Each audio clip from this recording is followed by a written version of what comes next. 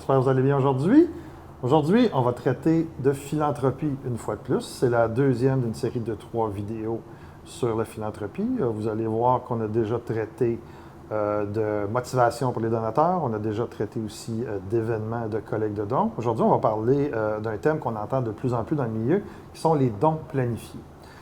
Pour parler de dons planifiés, vous expliquer c'est quoi, en quoi ça consiste, c'est quoi les succès, j'ai un expert de la collecte de fonds avec moi qui s'appelle Christian Bolduc. Bonjour Christian. Bonjour Stéphane, ça me fait plaisir d'être avec toi. Pour ceux qui n'ont pas eu la chance d'écouter les 2 autres capsules, je te demanderais peut-être de te représenter brièvement pour qu'on sache que tu sais de quoi tu parles. Oui. Alors, Christian Bolduc, donc je suis président directeur général de BNP Performance Philanthropique, donc qui est un des principaux joueurs, donc une firme conseil en philanthropie. Nos clients, donc, c'est des organismes à but non lucratif de bienfaisance dans l'Est du Canada, donc de l'Ontario aux provinces atlantiques, dans les différentes régions et dans différents secteurs d'activité, alors que ce soit la santé, l'éducation, agriculture, secteur religieux, communautaire, aide à la pauvreté. Donc, dans les différents secteurs d'activité, on est présent et on a donc une vingtaine de professionnels finalement qui œuvrent chez BNP à travers nos différents bureaux. Donc, les dons planifiés, vous devez croiser ça de temps en temps. Oui, absolument. Donc, c'est sûr que BNP, d'ailleurs, est, je te dirais sans trop d'humilité, a été une des firmes, justement, qui a promu le don planifié dès le départ de la fondation de notre entreprise. Donc, on a mis en place plusieurs programmes de dons planifiés, beaucoup en santé, mais de plus en plus maintenant dans d'autres secteurs d'activité pour, justement, permettre à nos organisations d'avoir davantage de pérennité. Et aussi d'offrir à nos donateurs une autre façon de pouvoir contribuer à une cause qui leur tient à cœur. C'est quoi un don planifié?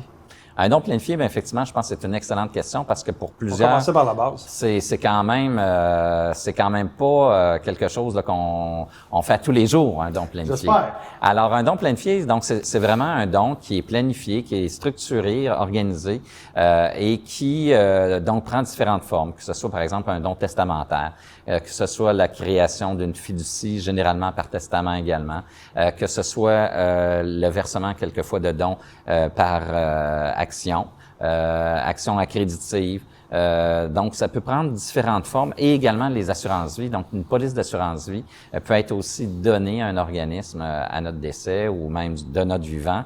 Et à ce moment-là, donc ça fait partie de l'ensemble des dons planifiés.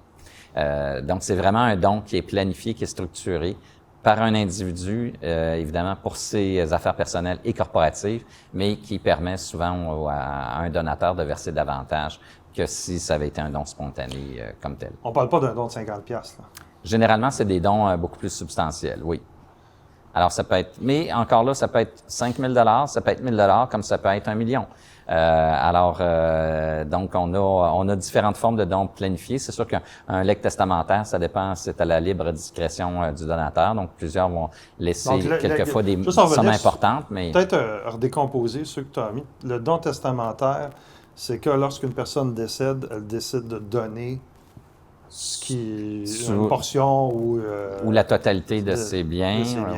Donc, oui, et ça peut prendre effectivement différentes formes, que ce soit en argent, mais ça peut être évidemment des biens, des œuvres d'art, des meubles, donc des actions, comme je mentionnais tantôt.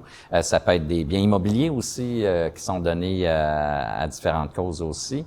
Et toute autre valeur là, que la personne peut posséder peut être aussi donnée à une cause. Après ça, tu parlais de fiducie. C'est quoi une fiducie? Une fiducie, dans le fond, c'est souvent donc l'organisation d'un montant d'argent qui est donné et qui permet à ce moment-là de créer, pas nécessairement une fondation, mais ça peut être créé par un acte notarié, une fiducie, et à ce moment-là, ça fait en sorte que le montant d'argent qui a été confié en une fiducie, donc on utilise les revenus générés par les rendements de cette fiducie-là à long terme à des bonnes causes comme telles. Alors, donc, la fiducie peut être créée à ce moment-là du vivant de la personne, comme elle peut être créée à son décès, exactement. Oui. Okay. Puis les autres vecteurs, tu disais?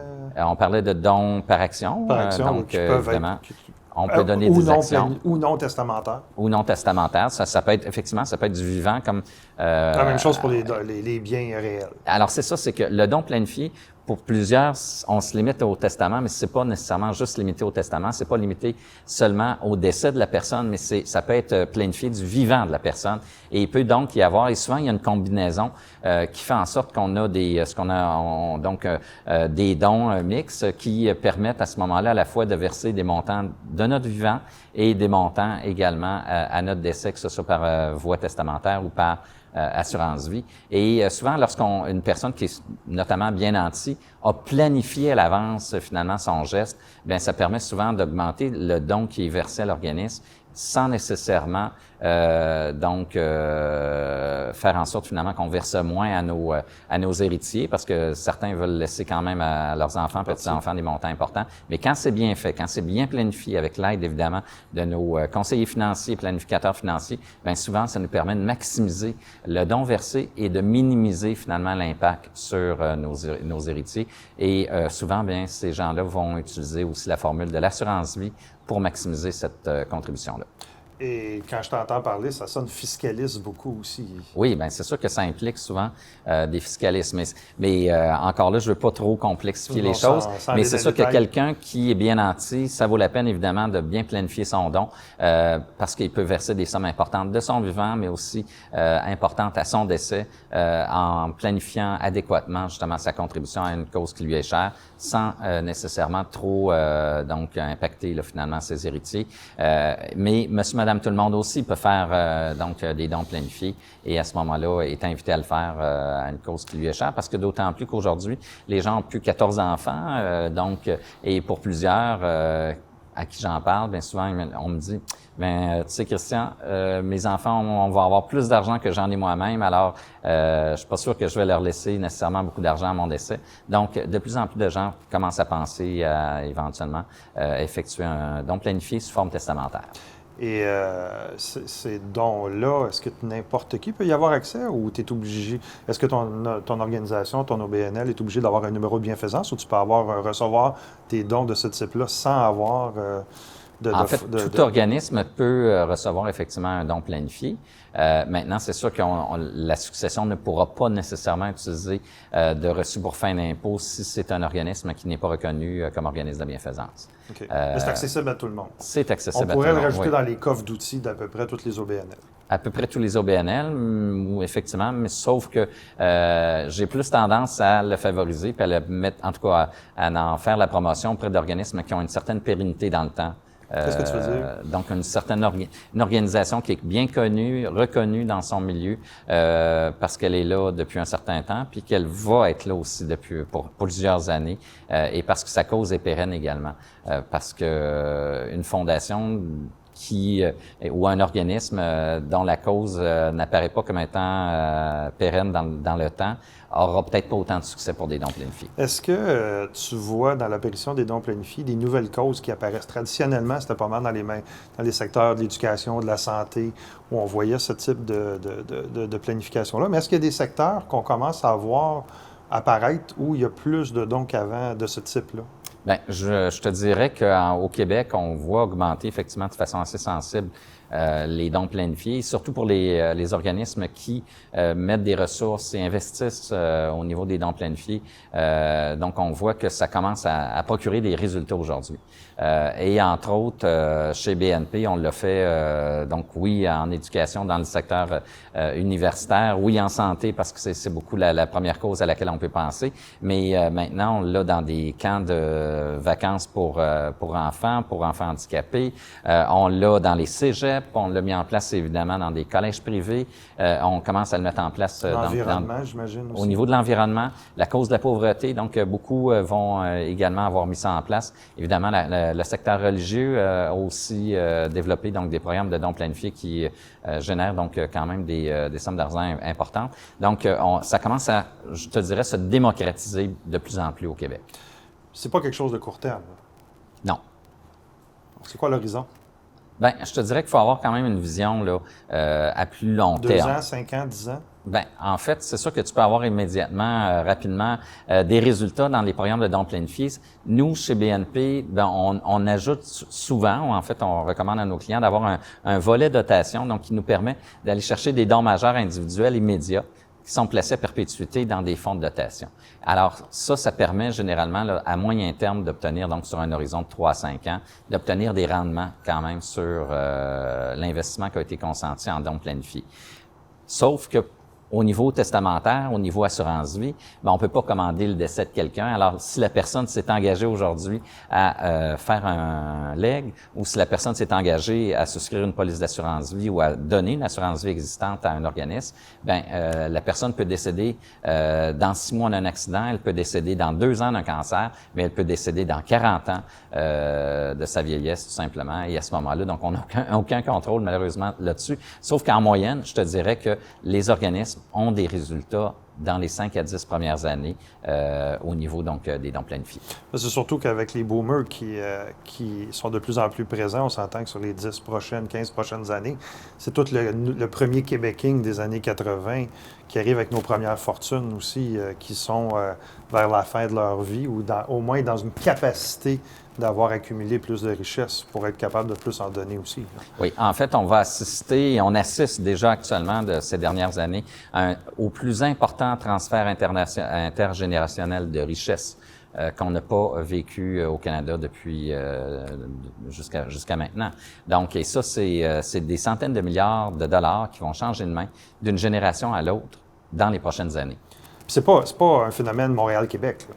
Non, c'est à travers le Canada parce qu'évidemment, c'est une question tout simplement de démographie. Alors, les baby boomers qui comptent donc, en région, maintenant, on peut se dire que c'est à Côte-Nord, en Gaspésie, puis en Abitibi, il y a des gens qui ont des moyens de pouvoir faire des dons planifiés. Tout à fait. Puis quelquefois, on peut penser que c'est seulement les riches qui peuvent le faire. Pas nécessairement, au contraire. Monsieur, madame, tout le monde peut le faire. Puis encore récemment, j'avais un exemple d'un client à qui j'avais dit, écoutez, vous devez segmenter votre base de données, puis éventuellement aller rencontrer vos donateurs. Puis il y avait un donateur qui lui donnait 5 000 $ par année. Et après les quelques années de rencontres qu'il a fait avec lui, il recevait donc annuellement 20 000 $ par année de ce donateur-là. Et à un moment donné, il a voulu éventuellement les retourner le voir, puis malheureusement, il est décédé. Mais la personne avait une maison à Montréal. La personne avait un chalet dans les Laurentides. La personne avait des REER. Quand on calcule tout ça rapidement, là, la maison à Montréal, qu'il avait peut-être acheté 50 000 à l'époque, valait 500 000 aujourd'hui. Le chalet en valait autant dans les Laurentides et un fonds REER également qui en valait autant. Donc, finalement, il s'est retrouvé avec 1,5 million en legs qui lui a été versé parce que le donateur, non seulement versait chaque année donc des sommes importantes, mais en plus avait décidé de léguer à l'organisme, finalement, l'ensemble de ses biens. Donc, ça valait finalement au total 1,5 million. Alors qu'il m'a dit, Christian, c'est le meilleur conseil que tu as pu me donner, finalement, c'est de développer ce type de lien-là avec mes donateurs. Souvent, les gens qui font des dons planifiés sont déjà des donateurs actuels ou c'est des gens qui arrivent du champ gauche? Généralement, je dirais que oui, c'est des gens donc, c'est une stratégie. Oui, ça fait partie du coffre à outils que doit développer généralement nos organisations.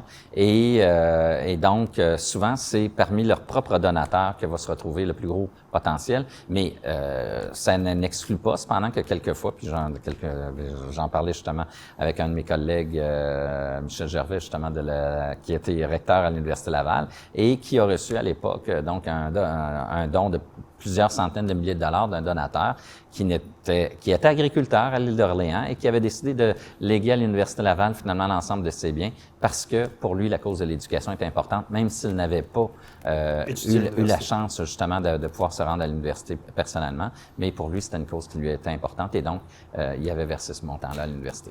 On parle de démarche puis de stratégie sur 5 ans, 10 ans, 15 ans. Comment on fait pour, considérant les taux de roulement de nos personnels puis tout ce qui vient avec ça, comment on fait pour garder ça efficace, les démarches qu'on a faites il y a 3 ans, 5 ans, 10 ans?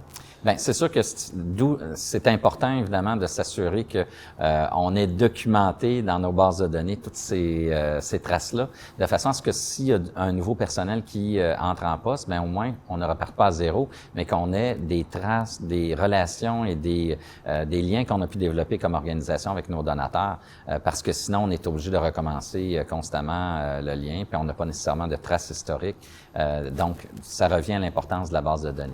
La base de données des systèmes, puis oui. de la mémoire collective aussi. Là. Oui, parce que souvent, quand on va solliciter un don planifié à une personne, bien, il faut bien connaître la personne. Si on ne la connaît pas, on n'a pas beaucoup de chances de succès et il faut donc apprendre à l'apprivoiser, à la connaître et à connaître vraiment ses intérêts pour en arriver justement à obtenir ce type de contribution. Selon toi, actuellement, ces dons-là ne s'inscrivent pas nécessairement dans des campagnes. C'est plus comme moi j'appelle ça en guillemets des surprises. Oh! Un gros chèque!